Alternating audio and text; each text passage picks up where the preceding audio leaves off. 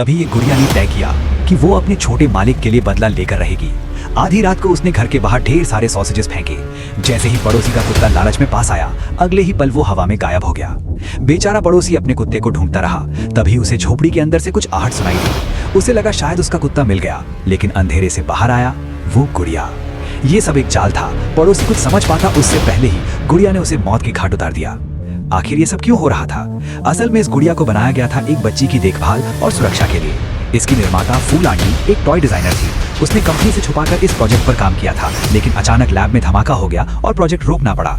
इसी बीच उसकी भतीजी के परिवार का एक्सीडेंट हो गया। सिर्फ छोटी बच्ची शिया हुआ बच पाई। अब फूल आंटी ही उसकी दुनिया थी। एक दिन बच्ची ने लैब में पड़े रोबोट को देखा और तुरंत उससे लगाव हो गया।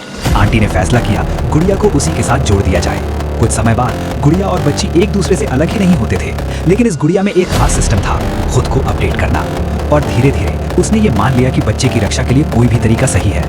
यहीं से उसमें अपनी सोच पैदा हो गई। जब फूल आंटी को पड़ोसी की मौत पर शक हुआ, वो तुरंत गुड़िया का डेटा देखने दौड़ी, लेकिन रिकॉर्ड पहले ही मिटाया जा चुका था।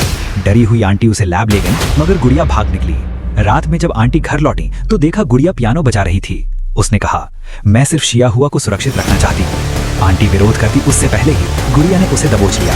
किसी तरह मौका पाकर आंटी ने पास का कप उठाया और वार किया।